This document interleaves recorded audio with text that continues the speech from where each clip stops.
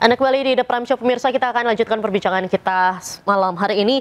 Prof. Hikmahanto, peran dari Qatar ini kan juga dapat dibilang penting karena Qatar sebelumnya juga sempat terkena imbas karena pangkalan militer Amerika Serikat yang ada di Qatar itu kan juga kena serangan begitu. Tapi ada informasi bahwa Qatar malah ikutan menengahi gencatan senjata antara Iran dan Israel. Ini sebetulnya seperti apa, Prof. Ya, kalau kita lihat Qatar, memang ada serangan ke Qatar, tapi sebenarnya serangan itu ditujukan ke pangkalan militer Amerika Serikat. Dan Iran sepertinya sudah memberitahu kepada Qatar kapan serangan itu dilakukan. Dan oleh Qatar, informasi ini disampaikan kepada Presiden Trump, sehingga Presiden Trump dapat meminta personel yang ada di pangkalan militer untuk keluar, sehingga ada pernyataan dari Presiden Trump bahwa Iran memang melakukan serangan dan mereka memberitahu, ya, tapi memberitahunya sebenarnya memberitahu bukan ke Presiden Trump, tetapi ke pihak Qatar. Nah, pihak Qatar lah yang memberitahu kepada Presiden Trump. Itu pertama. Nah, yang kedua, Iran tidak punya masalah dengan pihak Qatar, sehingga dari pihak Qatar mereka menganggap bahwa ya memang dia harus dibebaskan dari apapun serangan-serangan yang dilakukan oleh pihak Iran. Oleh karenanya Iran bersedia untuk menjadi, Qatar bersedia menjadi mediator. Dari pihak Amerika Serikat, Trump tidak mungkin bicara langsung ke Iran, bicaranya ke pihak Qatar, dan kemudian Qatar menyampaikan kepada Iran. Iran mengancam akan tutup Selat Hormuz. Tapi dengan adanya gencatan senjata, apakah kemungkinan Iran masih akan menutup Selat Hormuz atau akan seperti apa? Saya rasa tidak, karena penutupan Selat Hormuz itu diwacanakan di parlemen Iran, yang kemudian akan ditentukan oleh majelis tertinggi di Iran, apakah ditutup atau tidak. Nah, tapi sekali lagi seperti tadi saya awal katakan bahwa wacana ditutupnya Selat Hormuz ini sebenarnya sebagai serangan balik terhadap Iran ke Amerika Serikat. Ya, karena apa?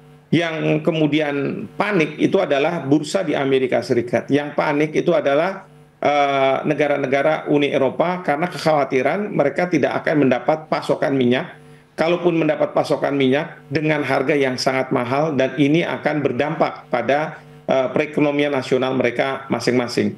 Jadi saya melihat bahwa dengan adanya gencatan senjata ini terkait dengan penutupan Selat Hormuz itu tidak akan terjadi.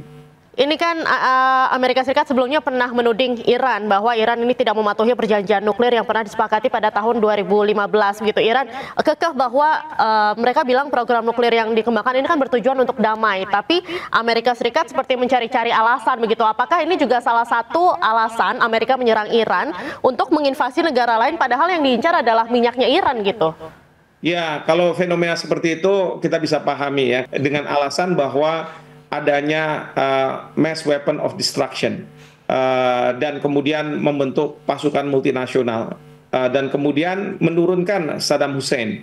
Tetapi setelah ada di sana dan keluar, ternyata tidak ada itu MWD-nya itu sampai dengan hari ini. Jadi banyak negara yang mengatakan bahwa ini dijadikan alasan bagi Amerika Serikat untuk masuk ke Irak untuk melakukan apa sebenarnya? Bukan soal minyak dan sebagainya, tapi menurunkan rezim, ya, rezim change.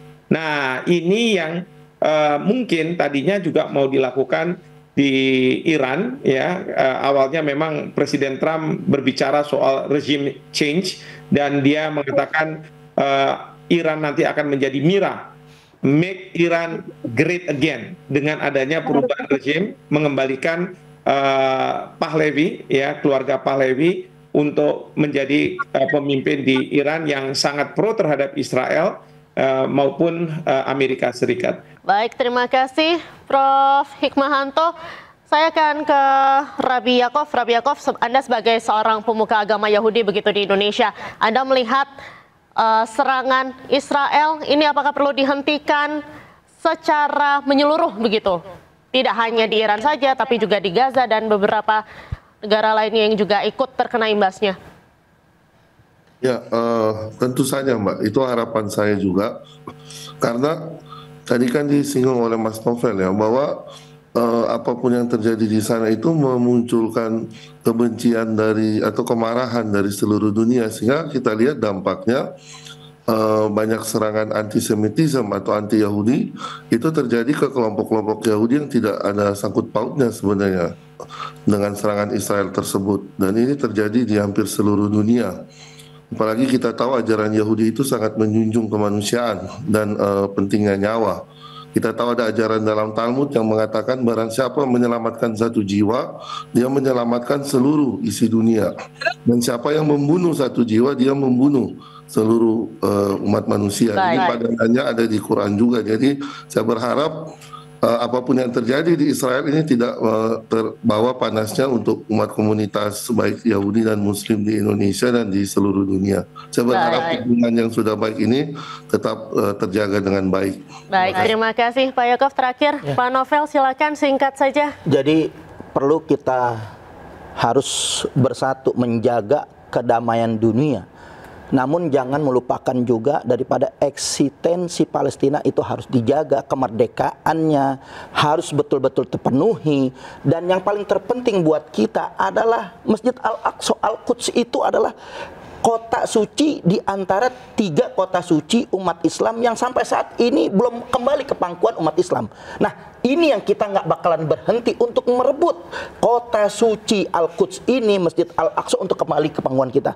Mungkin kalau itu sudah terjadi, Palestina merdeka, kemudian juga Al-Quds ataupun Masjid Al-Aqsa balik kepada kita, mungkin kita bisa lebih berdamai karena hak-hak kita sudah terpenuhi. Dan PBB saya sekali lagi meminta kepada masyarakat dunia untuk sama-sama memperjuangkan Masjid Al-Aqsa untuk kembali ke pangkuan umat Islam. Baik, terima kasih banyak Pak Novel. Sebelumnya juga ada Profesor Hikmahanto, Pak Yakov, dan juga ada Pak Agung Sasongkaji yang sudah bergabung bersama dengan The Prime Show malam hari ini. Terima kasih pemirsa sudah menyaksikan The Prime Show malam hari ini. Saya Diandra Mukni mewakili seluruh kerabat kerja yang bertugas pamit undur diri. Terima kasih, sampai jumpa.